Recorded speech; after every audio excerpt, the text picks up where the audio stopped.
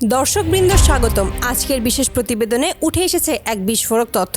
বাংলাদেশ আধিকায়নের পথেই আরেকটি বড় পদক্ষেপ নিতে গেলেই যে দেশের ছায়ার সঙ্গে সঙ্গে নড়ে ওঠে আবারও সেই একই প্রতিবেশী দেশ ভারতের হস্তক্ষেপের অভিযোগ সামনে এসেছে। বাংলাদেশ ইউরোপের উন্নত মাল্টিরোল ফাইটার জেট কেনার জন্য যখন গুরুত্বপূর্ণ চুক্তিতে অগ্রসর হয়েছে তখনই নড়েচড়ে বসেছে ভারত। আর তাদের সরাসরি চাপের কারণেই বাংলাদেশ এখনও সেই অত্যাধুনিক যুদ্ধবিমান হাতে পেতে পারছে না, এমনটাই দাবি উঠেছে কূটনৈতিক, সামরিক এবং রাজনৈতিক মহলে। ফোর্সেস গোল 2030 অনুযায়ী বাংলাদেশ তার বিমান বাহিনীকে আরও শক্তিশালী করতে চাইছে। এ লক্ষ্যে ইউরোপীয় নির্মাতাদের সঙ্গে আলোচনার মাধ্যমেই সর্বাধুনিক মাল্টিরোল যুদ্ধবিমান, রাডার অ্যাভয়েডেন্স প্রযুক্তি, ইলেকট্রনিক ওয়ারফেয়ার সিস্টেম এবং দীর্ঘপাল্লার আক্রমণ ক্ষমতা সম্পন্ন ফাইটার জেট কেনার উদ্যোগ নেওয়া হয়। সবকিছুই এগোচ্ছিল দ্রুত গতিতে। বিশেষজ্ঞদের মতে এই বিমানগুলো বাংলাদেশ প্রতিরক্ষায় নতুন মাত্রা যোগ করত।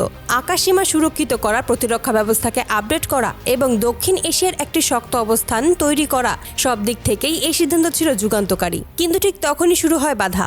বিভিন্ন সূত্রের দাবি, ভারত ইউরোপের কয়েকটি দেশে স্পষ্ট বার্তা দিয়েছে যে বাংলাদেশ উন্নত যুদ্ধবিমান পেলে ভারতের কৌশলগত নিরাপত্তা হুমকির মুখে পড়বে। আর এই যুক্তি দেখিয়েই তারা বাংলাদেশকে বিমান না দিতে চাপ সৃষ্টি করেছে। সমালোচকদের অভিযোগ, ভারত চায় না বাংলাদেশ আকাশে শক্তিশালী হয়ে উঠুক। বাংলাদেশ সামরিকভাবে শক্তিশালী হলে ভারতের দীর্ঘদিনের আধিপত্য চ্যালেঞ্জের মুখে পড়বে।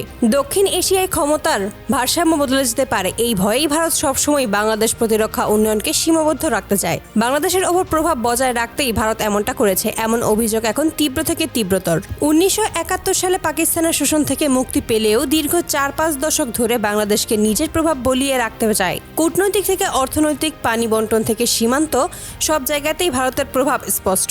বিশেষ করে ক্ষমতাসীন আওয়ামী লীগ সরকারের সময় এই প্রভাব বহুগুণ বেড়েছে। এমনকি 2009 সাল থেকে শুরু করে গত 1.5 দশকের মধ্যে ভারত বাংলাদেশে তাদের রাজনৈতিক সমর্থিত কাঠামো তৈরি করেছে, যাতে তারা যা চায় তা বাস্তবায়ন করতে পারে। বছরের পর বছর ধরে বিভিন্ন বিতর্কে উঠে এসেছে আরেকটি ভয়ঙ্কর অভিযোগ, বাংলাদেশ সেনাবাহিনীর শতাধিক অফিসারকে হত্যার পেছনে ভারতের হাত থাকার দাবি। যদিও এই অভিযোগের কোনো সরাসরি নিশ্চিতকরণ নেই, তবুও রাজনৈতিক মহলে এটি আলোচনার কেন্দ্রবিন্দু। একটি দেশকে দুর্বল করতে হলে প্রথমে সেই দেশের সেনাবাহিনীকে দুর্বল করতে হয়, আর যুদ্ধবিমান সংগ্রহে বাধা দেওয়া সেটিও এক কৌশলের অংশ। বিভিন্ন বিশ্লেষকের মতে ভারত চায় না বাংলাদেশ দক্ষিণ এশিয়ার শক্তিশালী সামরিক শক্তি হয়ে উঠুক। বাংলাদেশ যদি উন্নত যুদ্ধবিমান, ড্রোন, আকাশ প্রতিরক্ষা ব্যবস্থা পায়, তবে ভারত আর আগের মতো কর্তৃত্ব ফলাতে পারবে না। সীমান্তে যেসব ঘটনা ঘটে সেসবও বাংলাদেশ শক্ত হাতে প্রতিক্রিয়া জানাতে পারবে।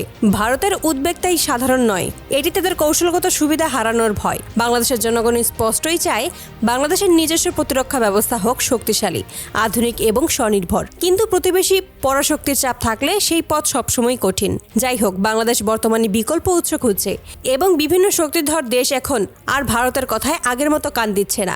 বাংলাদেশের সামরিক শক্তি বাড়ানো এখন সময়ের দাবি, আর সেই শক্তির পথে ভারতের বাধায় এগিয়ে যাওয়ার পথকে আরও থামাতে পারবে না বলেই মনে করেছে অনেক বিশ্লেষক। বাংলাদেশের আকাশ প্রতিরক্ষা উন্নত হলে দক্ষিণ এশিয়ার ভূরাজনৈতিক বড় পরিবর্তন আসবে, এটা নিশ্চিত। আর সেই পরিবর্তন ঠেকাতেই ভারত আবারও তার পুরনো আধিপত্য নীতি প্রয়োগ করেছে, এমন অভিযোগে এখন দেশের রাজনৈতিক মহলগুলোতে সবচেয়ে বেশি আলোচিত।